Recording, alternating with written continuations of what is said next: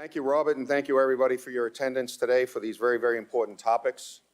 This is our 26th event, and it's a pleasure to be working with Robert and putting these together and meeting all of you and sharing ideas and thoughts. We have a very capable group here, and I'm honored to speak with these gentlemen. One of the things I'll start with is when you look at this topic of the convergence of financial crime and terrorism, I want to break it into two segments. Counter-terrorist financing really came into the world in a very, very big way after 9/11 in the United States, followed up by the attacks in India in 2002, Russia and Spain in 2004, and then the UK multiple times in 2005. There was a global reaction from a government perspective against terrorist financing. The global response, as normal, was sanctions, attacking various areas, going after certain types of business, and in some situations, warlike activities and actually direct war. This approach ended the angel investor type investing into Hezbollah, Hamas, and others, where rich individuals and very wealthy organizations would donate specifically to the terrorist organizations. Through following the money approach, these angel investors were identified and eliminated, and that changed the approach, and that changed the way terrorist financing took place. The new approach started from targeting state actors and looking at various methodologies to take criminal activity and fund it, which was very, very different than anything prior.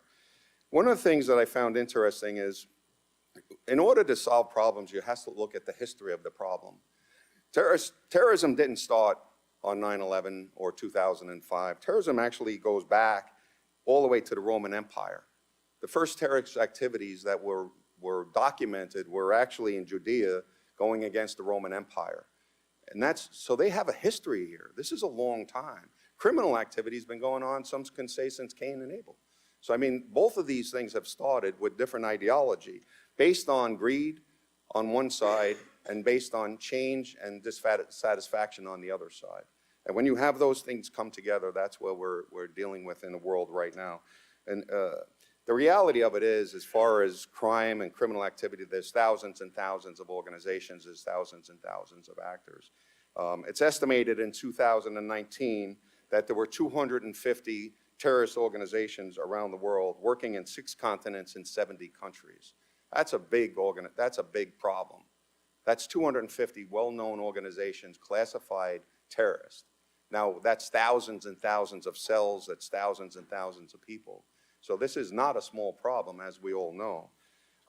And one of the things that we're always talking about, and we calculate very differently, the cost of this problem.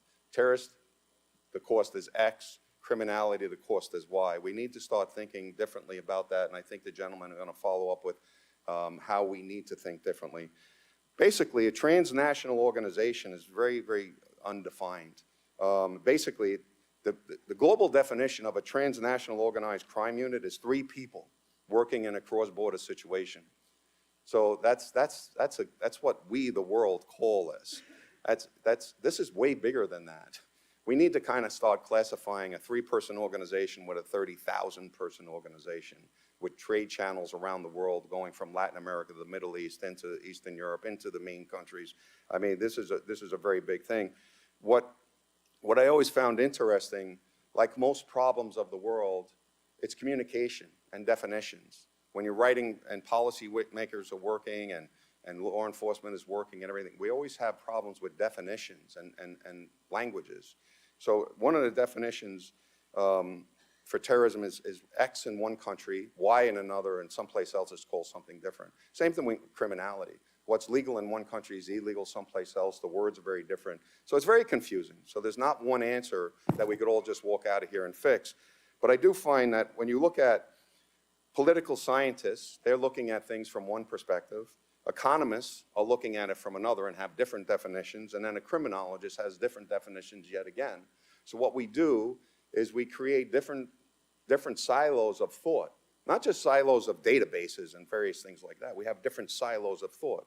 So when I'm speaking to a criminologist and I'm on the board of a university that specializes in criminology, it's very interesting because they're not looking at it from a terrorist perspective or an economic perspective. They're looking at it from a law enforcement perspective. When I look at this, and I think my colleagues, when we look at this, we look at what is the detriment to society? What is the detriment to the country? What is the detriment to some of these communities that this takes place with? And I'll get into that a little bit later. But like terrorism, transnational organized crime affects the community down to the little bodega, the little store at the corner. It affects everybody in the community. And what happens is, the same as terrorism, when you have transnational criminal activity, and you look along the trade routes, nobody wants to invest in those areas because their people are afraid, there's corruption, and then what's happening is people are not investing in those areas, and then all of a sudden the neighborhood starts to collapse, which makes it open for terrorist activity. So this is unified.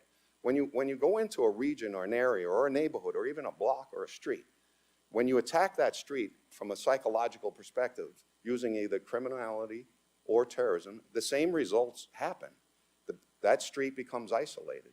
Now, as that becomes bigger and bigger and spreads out to the community and sometimes out to a country, what happens is the rest of the world, instead of looking at this pragmatically, they start to boycott that area. They don't make investments. They put them on a sanctions list, which actually just makes the problem worse and worse and worse. And that's something that I really feel strongly about. Crime can lead to a safe haven country status for some people. Crime could lead to so many different things. And then the terrorists come in because it's easy to manipulate the society. Years ago, I remember speaking with people. There was an admiral from the US Navy, and he was showing me these pictures. It was so fascinating. When you look at a map of the world and you look at the lights of the world in some of the countries and the darkness in the world in other countries, it's very simple. The darkness wants the light, and the light is afraid of the dark. So then what happens is nobody's communicating, and everybody starts building walls and fences from people perspective and a personality perspective. There's ways to deal with this versus isolating countries that are doing it. It's rather work with them, work together, work in a partnership, sharing information, sharing ideas, not just about terrorism, because I think we've done a much better job on a global basis of doing that, but on a criminal basis. I don't think we're doing a very good job of sharing information on a criminal basis because of corruption and other reasons. But the same approach and the same thinking that we use for terrorist financing needs to be applied to global organized crime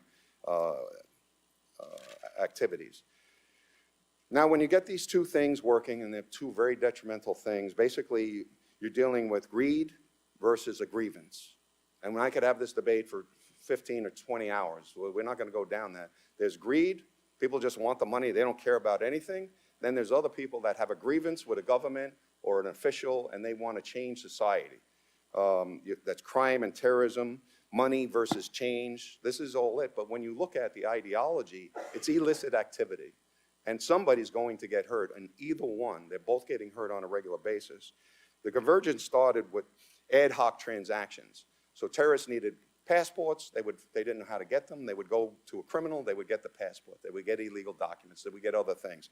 So basically, you had ad hoc relationships for many, many years between criminals and terrorists. One of the things that we were speaking about earlier, terrorists don't make good criminals. They're not that good at it. So they actually need the criminals to go get these things. So that's when you get this intersection of the two, and they start working together. That started with weapons, lodging, hiding people, and then what happened is it was happening on a regular basis because terrorism expanded, and they kept going back to the criminals, where the criminals were like, hey, this is a regular source of funds, which is more of a criminal attitude. So they started partnering more freely.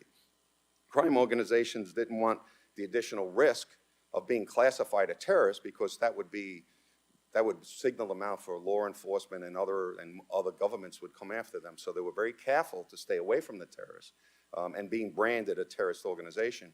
But as society has grown, particularly in Africa and Latin America, they've come together and they don't seem to care anymore. And that's the dangerous part. So you have criminal organizations that are acting as terrorists and terrorists acting as criminal organizations. It's a policy nightmare when you deal with it that way. A very good example of this, and people don't always look at it this way, but ISIS was a great criminal organization. Started out as a terrorist organization, They wound up taking approximately 34,000 square miles. That's the size of the state of Maine. They created their own enterprise. They had the self-supporting criminal activities in that 34,000 miles. They were generating almost $3 billion a year in annual revenue in criminal activities. So I mean, this is a real case of what took place. What enables these things to come together, criminality and terrorism, is basically poverty, a lack of education, a lack of basic resources.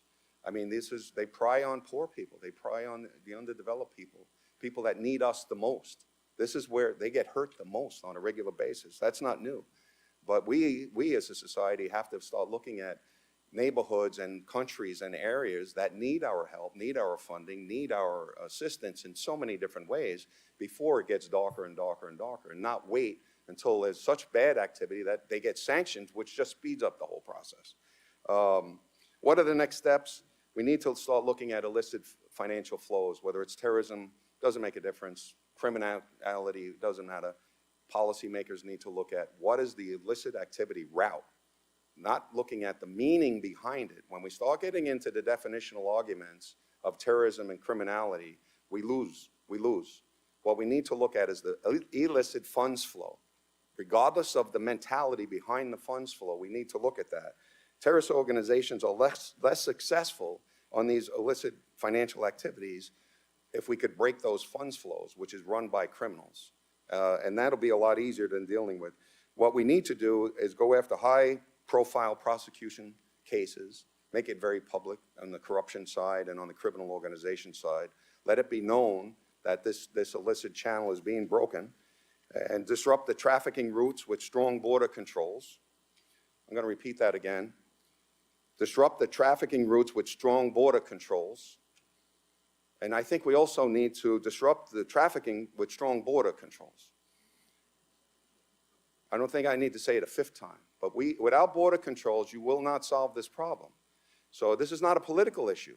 If you do not have a strong border, you don't know what's going across the border, whether it be people, illicit activity, human beings, lumber, gold, gems, antiquities, artwork, anything. So without a strong border across the world, that does not close down business. It protects societies. In closing, I'm going to ask the policymakers, colleges, academia, law enforcement to come together, share information and ideas like we do with terrorist financing, because it's a hot topic and nobody wants terror. It's the same thing with corruption. We're not sharing the information properly. We have to get better at that. And we need to finally have law enforcement and governments understand that for so many years we worked for globalization. We wanted it. It's here now. We are a global community. People are going to have cross-border payments, cross-border businesses. We can't stop these things. What we need to do is design methodologies to make them safer and to protect society by not limiting globalization, but by embracing globalization, sharing information, and doing it in a way that protects society, and particularly the most vulnerable of society, which are the poor, the uneducated, and the people that don't have natural resources. So the way to do this going forward is really work together, collaborate, and that's not a cliche. We can do this. We did it very effectively with terrorism. We just need to do that with criminality at this point. I'll pass it off to my friend, Mr. Campos.